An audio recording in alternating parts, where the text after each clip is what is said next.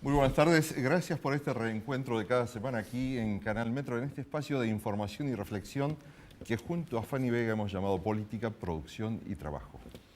Y obviamente que los temas son muchos por estos días, aunque estemos con una mirada casi todos, sabiendo qué ocurre en este mundial y sobre todo haciendo votos para que la Argentina le vaya bien, no solo cuando juega al fútbol, sino fundamentalmente con lo que va a quedar para todos, ¿no? Que es los resultados de la economía o la política conduciendo a la economía para que haya trabajo para todos. Y como este programa se llama Política, Producción y Trabajo, no podemos dejar de recordar que hoy es el aniversario del fallecimiento del general Juan Domingo Perón, presidente constitucional en democracia en Argentina en 3 oportunidades.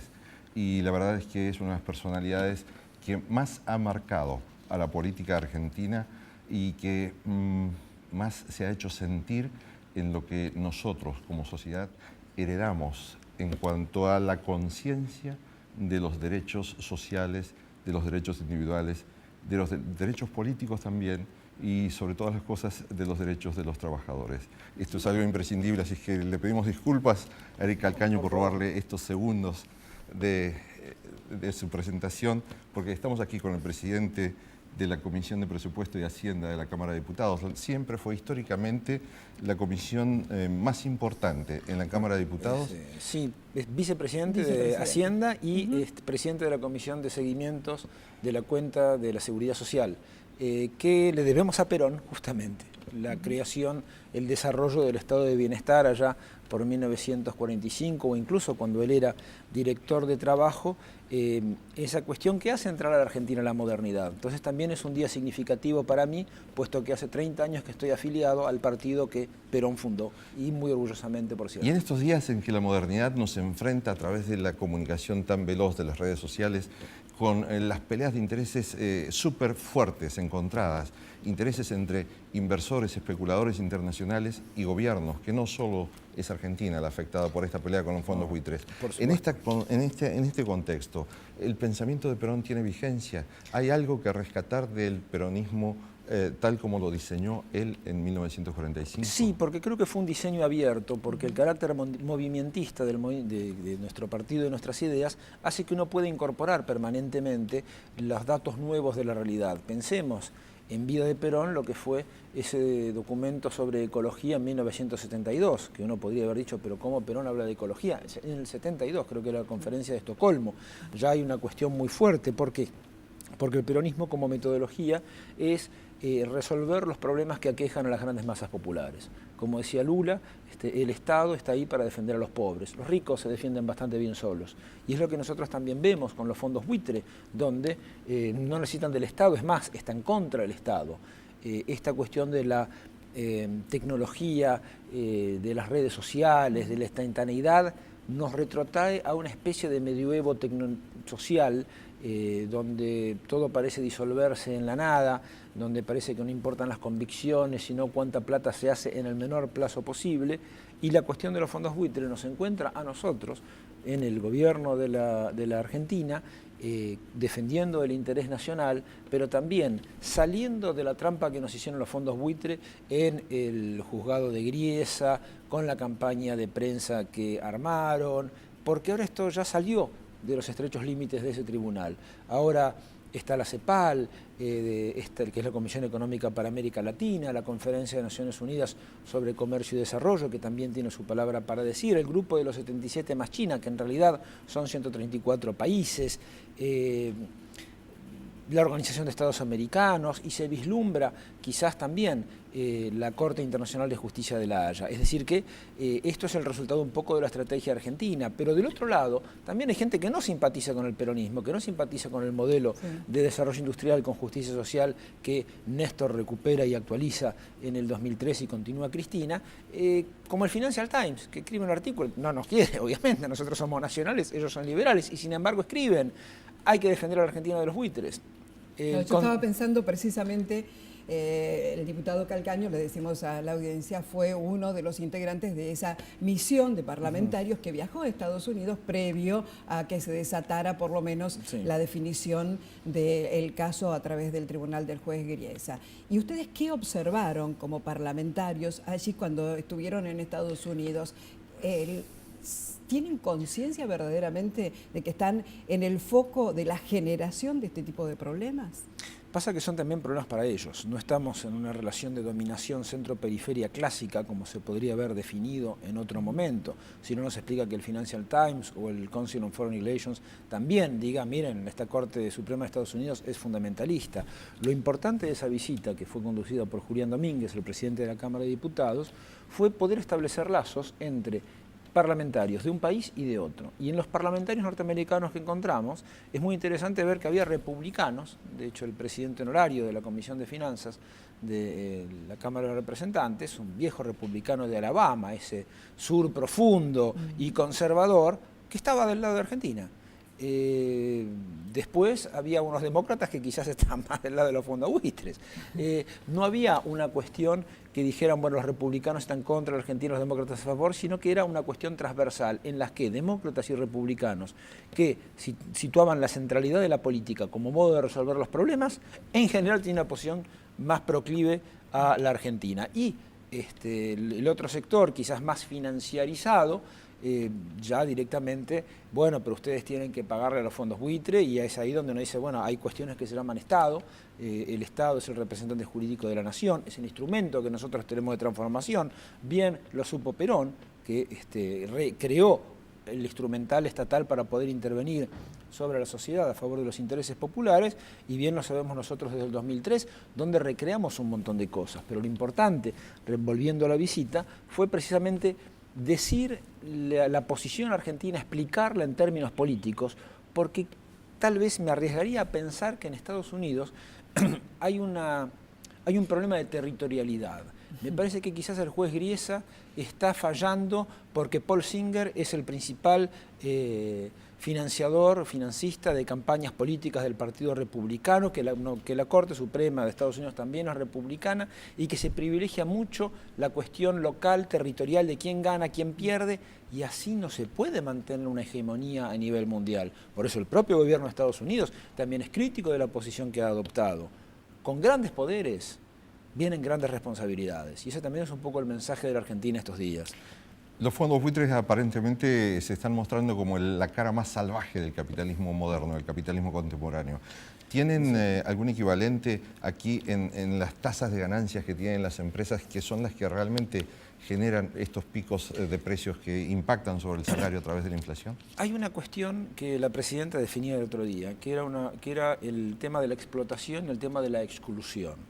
Es decir, que en el capitalismo clásico, para poner algún nombre aproximativo, está esta cuestión de la explotación que hay que resolver. En este capitalismo de nuevo cuño o capitalismo maleante, no sé, como en inglés es Sky Rock Capitalism, está esta cuestión de la exclusión. Es decir, son diferentes niveles. Y de hecho eso también uno lo ve diferenciado en los apoyos hacia la Argentina de instituciones como el Fondo Monetario Internacional, que tampoco nos llevamos muy bien, pero que distinguen lo que es tratar con estados de lo que es una zona gris, marginal de las finanzas internacionales, que son los fondos buitres, las guaridas fiscales y los jueces complacientes. En ese contexto nosotros podemos ver que no sé si tanto las empresas argentinas en general, sino algunos sectores de prensa y algunos sectores políticos sí se regodean con la victoria de la aparente o con los avances de los buitres, cómo se regocijaban aquellos que iban en los barcos ingleses y franceses el día de la vuelta de obligado. Por lo tanto, también hay una continuidad en la historia de los diferentes movimientos o corrientes de opinión. De todas maneras, me parece que estamos parados en un lugar histórico. Hoy en día, el mundo, más allá de la resolución que haya hacia la Argentina, tiene que empezar a resolver qué va a hacer con los capitales financieros. Es decir, ¿los capitales financieros van a estar al servicio de la producción o van a estar simplemente al servicio de unos pocos? Por eso lo importante es lo que dice el Papa Francisco, que es argentino, y es sudamericano y latinoamericano. Y todos sabemos cuáles son de qué corriente de opinión política viene. Y establece claramente lo que marca la doctrina social de la Iglesia, de la cual el peronismo es la expresión política. Dice, el capitalismo financiero o el capital financiero no puede esclavizar a los pueblos. Es la política la que debe conducir a la economía, como bien señalaron ustedes al principio, porque si no la economía librada a sí misma se carcome. Y la política también, para que no esté librada a sí misma, tiene que seguir principios éticos y principios morales, los del compromiso político. Entonces, es ahí donde tenemos que articular las diferentes esferas para poder ofrecer un proyecto nacional a la sociedad y llevarlo. Luego, aquellos que quieren vivir de nuestra ruina, aquellos que tienen la tragedia de la codicia porque quieren tener la mayor cantidad de cosas en el menor tiempo posible, o aquellos que tienen la codicia de la tragedia, que son los sectores más recalcitrantes aquí en la Argentina, que quieren que a la Argentina le vaya mal porque eso les va a dar la oportunidad, piensan ellos, de retomar el poder. Bueno, nosotros decimos, hay que hacer política, hay que hacer militancia. Cuando nosotros fuimos a Estados Unidos fue precisamente para dar el mensaje oficial, el mensaje institucional de la Argentina con una misión pluripartidaria. Ese mensaje llegó, incluso había un diputado republicano que era vino a decir lo que quieren los fondos buitre, y cuando le dijimos la tasa de ganancia dijo, eso no sabía. Entonces es ahí una sociedad que permite tasas de ganancia del 1.600%, es una sociedad que evidentemente va a su ruina, incluso en el capitalismo. ¿La tasa de ganancia no es también un problema muy serio para la economía argentina? Es para la economía argentina y para la economía mundial. Veamos este libro de Piketty, que observa cómo la tasa de ganancia es superior al crecimiento de la tasa de ganancia, es superior al crecimiento del producto, por lo tanto se da un fenómeno de oligarquización. El mercado puede ser el sistema que mejor produce riqueza, pero es el que peor lo distribuye. Ahí necesitamos un Estado democrático, plural y, por supuesto, desde mi punto de vista, peronista. Si tenemos que hacer alguna analogía, yo recuerdo en los primeros años de la democracia, 1985, recuerdo a un Bernardo Greenspan encrespado frente a la mesa de negociaciones del Club de París, golpeando la mesa y diciéndoles, ustedes son unos HDP. Sí. Esta situación trasladada hoy, puede permitir una continuidad entre la posición aquella de Perón, que decía combatiendo al capital, que de algún modo se refería a este capital falto de sentido social. Sí, absolutamente. Puede haber una analogía entre aquel Perón, aquel Alfonsín, a través de Greenspan, que enfrentó al Club de París de una manera así vehemente, y esta actuación del gobierno nacional, yo creo que está dando una pelea histórica en esta democracia. Por supuesto, lo que pasa es que Perón salía de la segunda posguerra, con lo cual nosotros éramos acreedores de los principales países y así Inglaterra nos paga en libras inconvertibles. La situación era mucho más frágil quizás para Alfonsín, no solo en su frente externo, sino en su frente interno. Nosotros nos tenemos que guiar por lo que dijeron los comunicados del Ministerio de Economía, esos 3 comunicados que están muy bien redactados, que fijan la posición política y la posición jurídica, y sobre todo por el hecho de que nuestro gobierno hizo algo que nadie esperaba, que fue pagar. Y entonces eso desconcertó a nuestros adversarios, porque no podían embargarlos, y al no embargarlos es porque reconocen que la plata es de los bonistas, y si la plata que nosotros depositamos es de los bonistas, como es realmente, significa que ya pagamos. Por lo tanto, no estamos en incumplimiento. Es ahí donde nosotros tenemos que dividir el frente de los adversarios, quitar las caretas a todos estos personajes y construir las coaliciones lo más amplias posibles a nivel mundial, porque si nos quieren perjudicar a un determinado nivel, tenemos que encontrar un nivel superior que resuelva la situación políticamente. Hay una opinión crítica interna hacia el gobierno nacional por la forma que está conduciendo el tema de la relación con los acreedores hostiles, estos los holdouts. Sí. Y una de las personas que renegoció deuda externa argentina después de aquel rol vehemente de Bernardo Greenspan fue Daniel Marx. Daniel Marx ha sido negociador de la deuda durante varios años, desde en gobiernos sucesivos hasta el 2001. En esa época se creó la figura de capitalización de deuda, por la que un acreedor externo compraba bonos al 25% y se le reconocían al 100% para comprar activos productivos en Argentina. Es la entrega de la patria, con la cual no solo es una cuestión humillante, sino que además no da resultados. El sometimiento nunca fue ni será una buena solución. Luego, Nosotros tenemos que pensar que si alguna vez queremos pedir algún crédito internacional es para una obra de infraestructura muy grande, no para pagar gastos corrientes. Y eso es una cuestión de buena política económica, de buena práctica contable, hasta se podría decir. Esta cuestión de que nos dicen que está mal hecho, y no está hecho como el blindaje y como el megacanje. Efectivamente, nos juntamos 5 bancos, nos repartimos comisiones y endeudamos alegremente a la Argentina en 56.000 millones de dólares. Y eso pareciera que está socialmente aceptado por algunos sectores de la política y de la economía argentina. No creemos que sea así. Por las obras reconocerán a cada uno. Así como Julián Domínguez logró unir en este viaje a Estados Unidos a casi todas las bancadas que están con representación parlamentaria.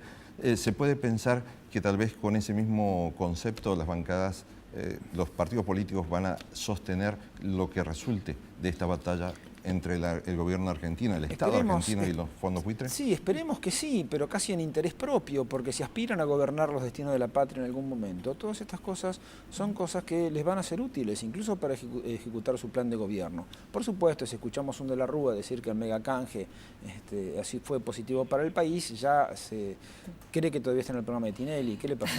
Ese buen hombre. Diputado Calcaño, muchísimas gracias por habernos acompañado hoy en Política, Producción y Trabajo. Volvemos en un minutito nada más.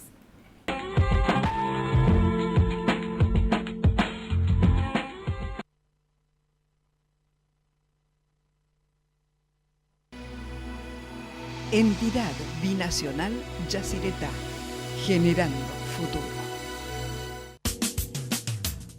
¿Sabías que el Palacio Legislativo se encuentra habilitado para realizar visitas guiadas todos los días? Legislatura de la Ciudad Autónoma de Buenos Aires. Monumento Histórico Nacional.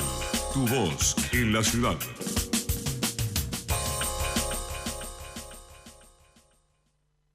Servicios Regionales del Sur, Sociedad Anónima. Trabajamos integrando comunidad y empresas.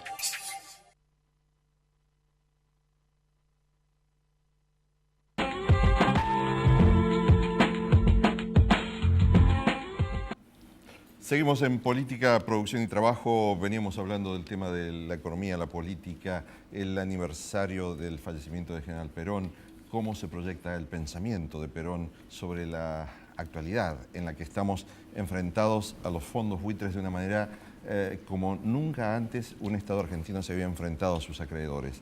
Y esto no es casual, tiene que ver con la política que está conduciendo el país, nos guste o no nos guste. O sea, nosotros podemos tener diferencias, podemos tener acuerdos, pero es en definitiva el Estado quien está dando esta gran pelea en defensa de los intereses argentinos. Diputado nacional Juan Carlos Díaz Roig, de la provincia de Formosa, Frente para la Victoria. Esta es una pelea trascendente del Estado frente a sus acreedores externos. ¿Cuál sería el beneficio que traería para nuestra sociedad dar una pelea digna en este frente externo? Bueno, yo aprovecho para hacerle un homenaje a Perón y voy a contestarle con palabras de Perón, si me dejan. Yo no acostumbro leer, ni siquiera en el recinto, pero hoy quisiera leer algo.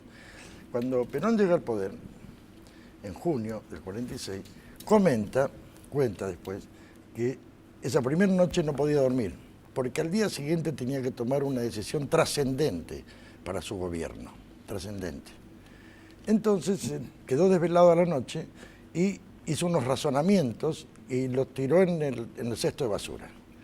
La señora, o sea, Evita, recogió esos papeles, dijo, para la historia, y años después Perón los publicó, y esto explica de por sí todo lo que usted me preguntó. Si me permiten, voy a leer. Él hizo unos razonamientos que decían así. Primero, cuando se viven tiempos de desbordados imperialismos, los estados, como Hamlet, ven frente a sí el dilema de ser o no ser. Esto es lo primero, ser o no ser. Por esto la cuestión más importante para un gobernante es decidirse a enfrentar el exterior, si quiere ser, o sacrificar el interior, si renuncia a ser. Tercero, cuando defienda la independencia, haga respetar la soberanía y mantenga el grado de dignidad compatible con lo que debe ser una nación, deberá luchar duro con los déspotas y dominadores, soportando virilmente sus golpes. Cuarto, cuando todo ello renuncia, va a vivir halagado por la falsa aureola que llega de lejos. No enfrentará la lucha digna, pero enfrentará la explotación de su pueblo y su dolor que golpearán implacablemente sobre su conciencia, y a menudo tendrá que recurrir al engaño para que lo tolere a su frente, y renunciará a la independencia, a la soberanía y a la dignidad. Quinto, esta es la primera incógnita que debo despejar ante mi pueblo. Sexto, yo me decido por mi pueblo y por mi patria. Estoy dispuesto a enfrentar la insidia, la calumnia y la difamación de los enemigos de afuera y de sus agentes de adentro. Esto escribió Perón el primer día de gobierno a la madrugada. Y yo creo que esa decisión, que él no la explica en sus libros, fue la que se reflejó en el discurso de él del 20 de junio del 46. Aquel famoso discurso se llamó repatriar la deuda. No se trata solo de pagar la deuda, repatriarla, porque uno, al estar endeudado, un país pierde soberanía política, pierde independencia económica. Y ahí es donde se define el ser o no ser de un ser país, o no ser. ¿no? Cristina, por ejemplo, eligió ser. Eligió defender con dignidad, con gallardía, no con virilidad porque es mujer, pero con mucha gallardía soportar. Pero con lo que tiene que tener un gobernante. Un gobernante, así es, así es. Y bueno, y en este momento en el que estamos con una situación por definirse, porque evidentemente la deuda que ha contraído la Argentina la ha limitado en muchas oportunidades, este gobierno ha por lo menos intentado encauzarla, veremos cuáles son las definiciones próximas. ¿Cuál es la incidencia que tiene precisamente el arreglar o no con nuestros eternos deudores para los resultados sociales de nuestro país? Claro, ¿qué sería arreglar? Es decir, no ser. Lo que hizo Avellaneda con la Baring Brothers. El presidente Avellaneda paga a la Baring Brothers 80 años después. Y cuando paga, va al Congreso de la Nación y explica de la siguiente manera: vamos a pagar con la sed y el hambre de los argentinos. Esto está en el Congreso de la Nación.